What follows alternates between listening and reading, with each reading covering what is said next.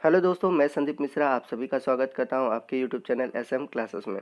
दोस्तों, जैसा कि आप सभी के BHU BSc nursing entrance exam बहुत ही जल्द होने वाले हैं और आज के इस वीडियो में मैं आप सभी के लिए इंपॉर्टेंट टर्म्स ऑफ बायोलॉजी लेकर आया हूं और इससे आपके एग्ज़ाम में एक क्वेश्चन ज़रूर आता है, एक या दो क्वेश्चन ज़रूर रहते हैं। जैसे अलग अलग टर्म दे देगा और बताएगा कि ये किससे रिलेटेड है। तो आप अक्सर आपके एग्ज़ाम में, चाहे बोर्ड एग्ज़ाम हो चाहे फिर आपके एंट्रेंस एग्ज़ाम हो, इस तरह के क्वेश्चन ज़रूर आपको देखने को मिलते हैं। तो आज के इस वीडियो में हम इंपॉर्टेंट टर्म्स ऑफ बायोलॉजी देखेंगे जो कि मोस्ट इंपॉर्टेंट है। तो वीडियो को शुरू से अंत तक जरूर देखिएगा और जितने भी इंपॉर्टेंट टर्म हैं उनको नोट करते चलिएगा। तो ये वीडियो को स्टार्ट करते हैं। तो ये सबसे पहले हम बात करते हैं बायोलॉजी की। तो सिंपली हम सभी जानते हैं study of life on earth is called biology. तो इस पृथ्वी या हमारे पूरे ब्रह्मांड में जहाँ तक जीवन संभव है इसके अध्ययन को ही हम जीव विज्ञान कहते हैं। नेक्स्ट है आपका एग्रोएस्ट्रोलॉजी, मोस्ट इंपॉर्टेंट है और ये क्वेश्चन पूछा हुआ है। तो agrostology study of grasses is called agrostology. Next term simple है, बॉटनी एंड जूलॉजी। तो हम सभी जानते हैं botany study of plant and zoology study of animal. तो ये सिंपल सा है। नेक्स्ट है genetics, the study of inheritance and variation is called genetics. तो ये सिंपल सा टर्म है, बट इनहेरिटेंस क्या होता है? अक्सर आप जेनेटिक्स की डिफिनीशन इनहेरिटेंस को बता देते हो। तो inheritance the transmit of general character of parents is called inheritance. और हम सभी जानते हैं कि जो कैरेक्टर किसी भी प्रोजेनी में जाते हैं तो उसमें थोड़े बहुत चेंजेस होते हैं और वो कहलाता है वेरिएशन। तो इनहेरिटेंस मतलब कैरेक्टर का ट्रांसमिट होना, और जब कैरेक्टर ट्रांसमिट होते हैं तो थोड़ी बहुत कमियां होती हैं, थोड़ी बहुत अधिकता होती है, वो कहलाते हैं वेरिएशन। तो ये सभी स्टडी कहलाते हैं आपके जेनेटिक्स। अगला है ऑर्निथोलॉजी, मोस्ट इंपॉर्टेंट, और ये क्वेश्चन कई बार पूछा हुआ है। तो ornithology means study of birds. अगला है आपका ecology, study of inter relationship between living and their environment.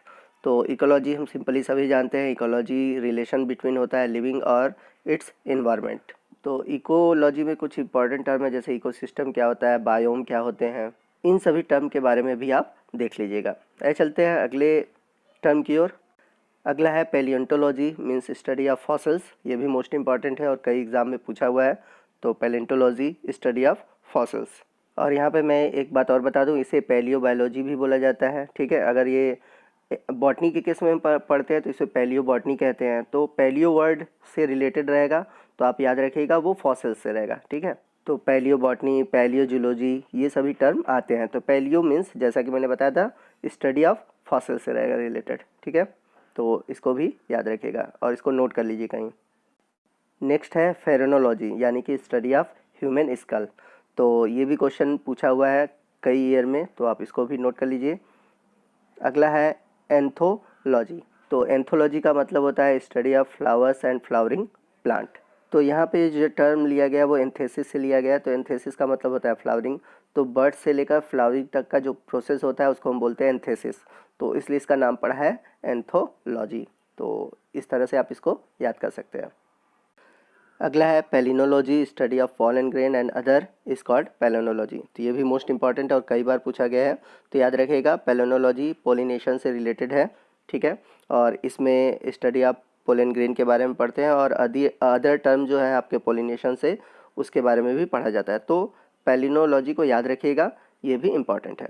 आइए चलते हैं अगले टर्म की ओर। नेक्स्ट है इक्थियोलॉजी, मोस्ट और मोस्ट फेवरेट है आपके बीएचयू बीएससी एंट्रेंस एग्जाम और अदर एग्जाम में।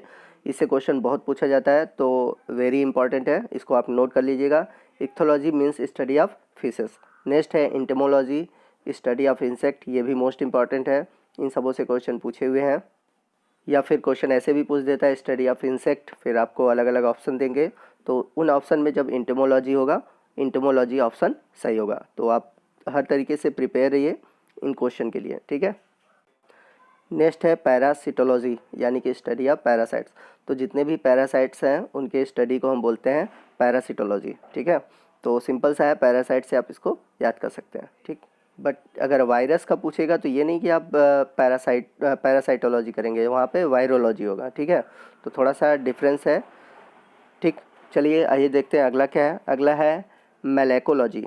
आप इसे मेलेकोलॉजी या फिर मोलेकोलॉजी भी याद कर सकते हो। ठीक है, तो ये स्टडी ऑफ मोलस्का है, यानी कि मोलस्कन से रिलेटेड जितने भी स्टडी हैं उसे हम मेलेकोलॉजी कहते हैं। अगला है डेमोग्राफी, मोस्ट इंपॉर्टेंट है और इससे भी क्वेश्चन कई बार पूछा गया है।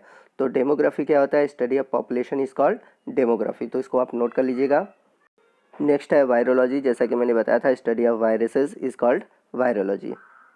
नेक्स्ट है आपका एथनोलॉजी, यानी कि science deal with different races of human. तो ह्यूमन रेसेस की मतलब बात अगर करें तो जैसे कोई टॉल है, कोई ड्वार्फ है, या फिर कोई जिसके बाल कर्ली हैं, हेयर कलर है, आई कलर है, तो ये जो रेसेस हैं यानी कि एक तरह से हम कह सकते हैं इवोल्यूशनरी जो फैक्टर हैं वो आपके स्टडी किए जाते हैं एथनोलॉजी से, ठीक है।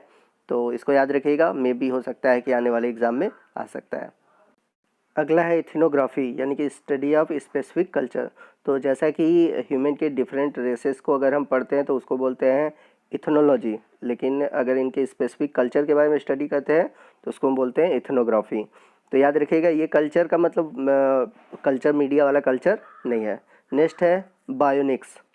तो बायोनिक्स का मतलब है study of problem solving by human by technical application. तो टेक्निकल एप्लीकेशन के थ्रू जो ह्यूमन के प्रॉब्लम को सॉल्व किया जाता है उसको हम बोलते हैं बायोनिक्स। तो वेरी इंपॉर्टेंट है, आप इसको नोट कर सकते हैं, मे भी हो सकता है कि एग्जाम में ऐसे क्वेश्चन पूछे जा सकते हैं। नेक्स्ट है एपीकल्चर, मोस्ट इंपॉर्टेंट है, इससे कई बार क्वेश्चन पूछा गया है। तो एपीकल्चर नाम आया है आपका एपीज इंडिका से, यानी कि हनी बी से, ठीक।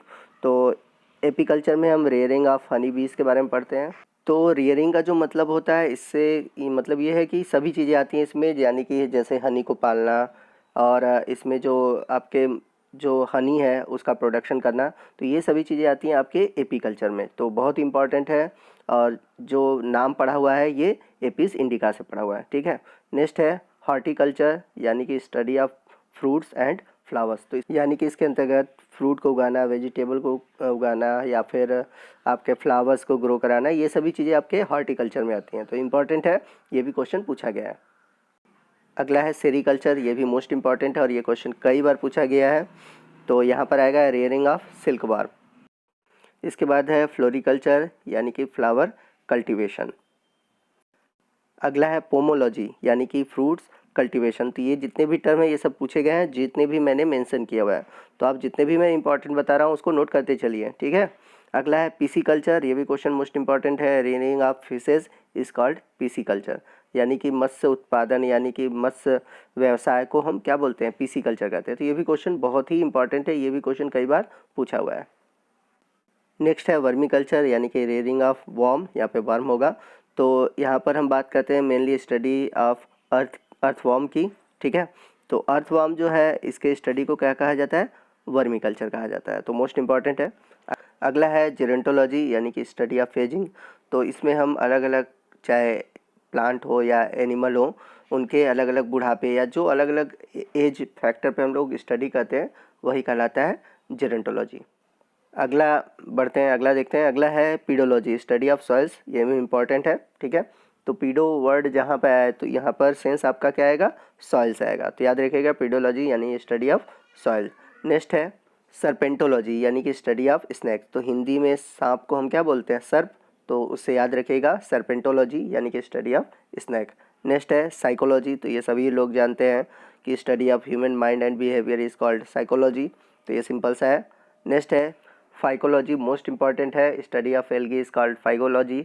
तो ऑप्शन में आपके एल्गोलॉजी भी दे देता है, पूछ देता है कि स्टडी ऑफ एल्गी क्या कहा जाता है, तो फाइकोलॉजी भी रहेगा, एल्गोलॉजी भी रहेगा। तो आप याद रखिएगा फाइकोलॉजी मतलब एल्गी के स्टडी को हम क्या बोलते हैं, फाइकोलॉजी कहते हैं।